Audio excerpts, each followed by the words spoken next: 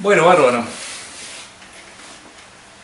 Vamos a enfocarnos un poco en la tarea 1, que les pedí que hicieran y de las respuestas de ustedes he tomado unos cuantos insumos que permiten estructurar bien la discusión. Buena parte de lo que les voy a decir ya fue dicho por ustedes en las respuestas que me enviaron, y el resto vamos a agregarlo para darle un estudio completo, porque además acuérdense que esto que estamos planteando ahora, esta tarea es una tarea disparadora para pasar al estudio de las expresiones integradas de la rápida reacción, o sea, las que vinculan a la concentración directamente con el tiempo según el orden de reacción.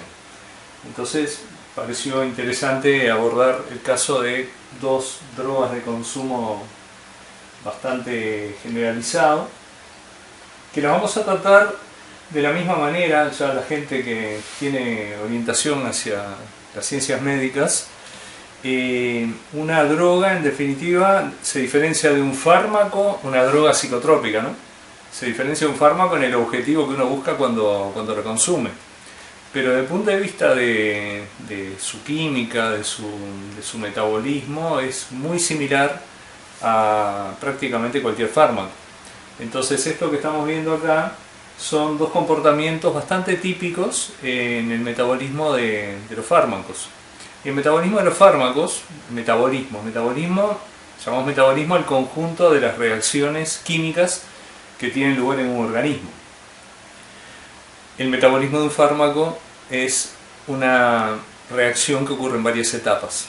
O sea, desde el punto de vista químico podemos simplificar su enorme complejidad, porque las reacciones metabólicas son de las más complejas en la medida que intervienen enzimas, pero bueno, el metabolismo de un fármaco no deja de ser una secuencia de reacciones químicas que arrancan con un determinado reactivo y terminan con un determinado producto. O sea, lo esencial a una reacción química que ocurre a través de un mecanismo está presente en una vía metabólica. Sí, bueno, vamos al grano.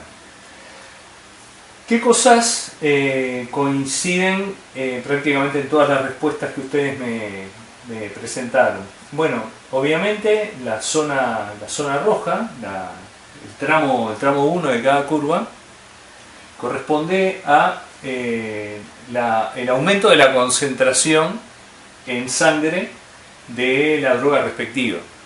Ese aumento de la concentración tiene que ver con un fenómeno que tiene que ver con la farmacocinética.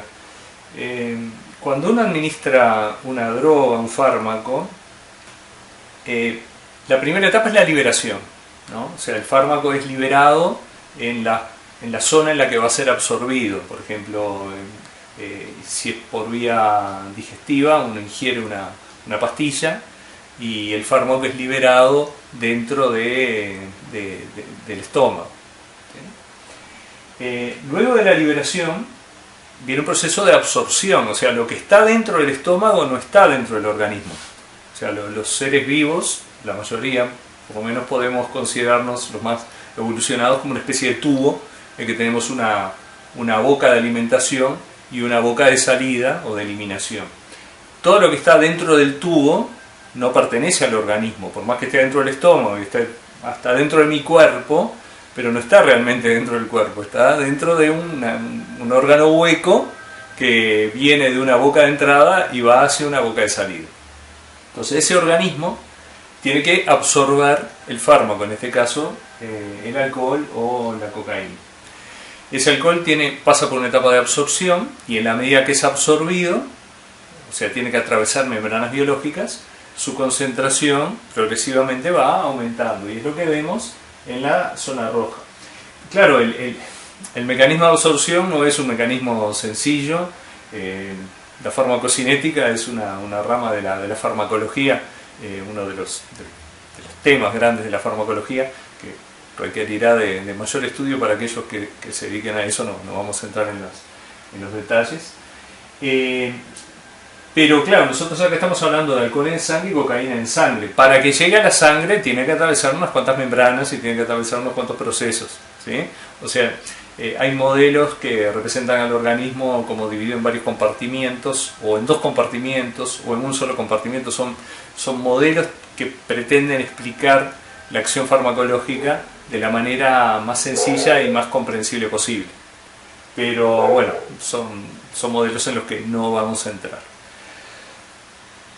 Ingresa al organismo, se absorbe, y una vez que se absorbió, alcanza un máximo de concentración en sangre.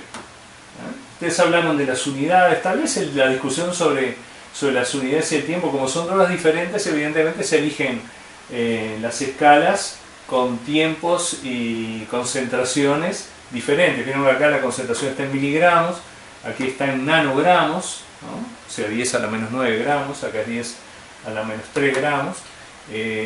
Porque la concentración que produce los efectos, en este caso los efectos psicotrópicos que busca el consumidor, son muy diferentes. Entonces, para poder comparar las gráficas hubo que modificar los ejes. O sea que en la concentración no vamos a hacer particular hincapié. Pero es cierto que en los dos casos vemos una curva de absorción creciente, en el caso de la cocaína mucho más empinada, y una curva de descenso de la concentración que tiene que ver con el metabolismo del fármaco o la droga. O sea, la concentración aumenta en la medida que se va absorbiendo. Después de haber sido liberado el fármaco, es absorbido, alcanza un pico de concentración, y a partir de ahí empieza a degradarse por las diferentes vías metabólicas que le correspondan a cada sustancia, en este caso a cada droga.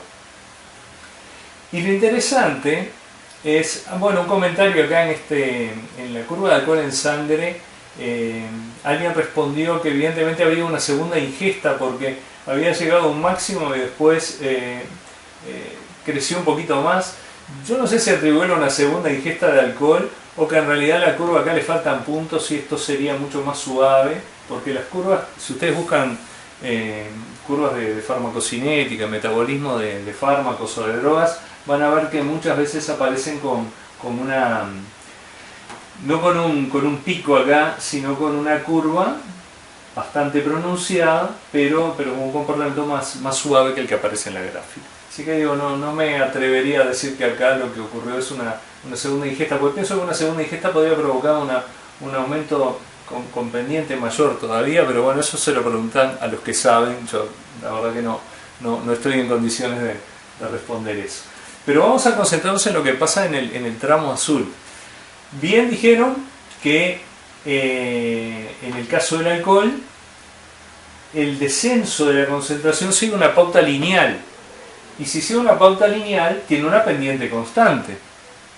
Y si tiene una pendiente constante, por lo que estuvimos hablando previamente de los órdenes de reacción, esa pendiente constante nos estaría indicando que la rapidez del metabolismo no depende de la concentración inicial, porque vieron que la concentración va disminuyendo.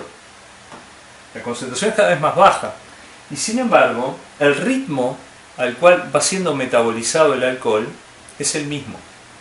O sea, no está dependiendo la rapidez de reacción de la concentración del alcohol, que sería nuestro reactivo, en sangre. Sin embargo, con la cocaína pasa algo totalmente diferente. A medida que la concentración disminuye, porque la cocaína va siendo metabolizada, la pendiente también disminuye. O sea, la pendiente disminuye en valor absoluto, porque acuérdense que es una pendiente negativa. En realidad, matemáticamente aumentaría, pero es bastante obvio desde el punto de vista intuitivo decir que la pendiente se va reduciendo porque se va haciendo menos empinada, ¿sí? Se va haciendo menos negativa.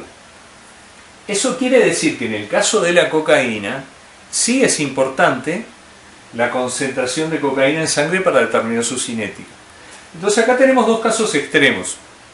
Uno en el que el fármaco, la droga, alcohol, no afecta al ritmo de su metabolismo, y otro en el que la cocaína, en este caso, sí lo afecta. O sea, su concentración va determinando, a medida que disminuye, una disminución en la rapidez con la que es metabolizada.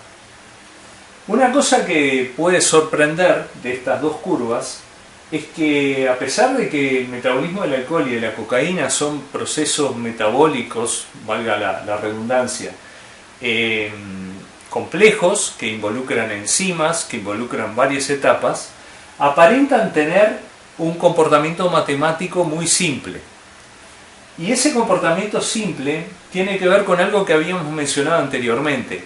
Cuando una reacción ocurre en varias etapas, no todas las etapas son relevantes a los efectos de determinar la rapidez de reacción.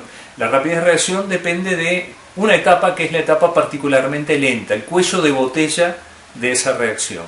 Bueno, el cuello de botella del metabolismo de alcohol en sangre tiene una cinética, tiene un orden de reacción diferente que el cuello de botella o la etapa determinante del metabolismo de la cocaína en sangre, que evidentemente tiene un orden diferente. Sobre qué le pasa a la cocaína lo vamos a discutir un poquito más adelante, pero lo que pasa con el alcohol ya lo podemos deducir, ¿no? Si quieren pongan una pausa y lo piensan. A ver, lo que tienen que pensar es cuál sería el orden de reacción de la etapa determinante para el metabolismo del alcohol. Evidentemente, la concentración de alcohol no está afectando a la rapidez de reacción. ¿Sí? En cambio, en el metabolismo de la cocaína está participando de la reacción que es determinante de su rapidez, o sea, está participando de la etapa más lenta. ¿De acuerdo? Piénsenlo y en un ratito lo revisan, lo vamos a discutir.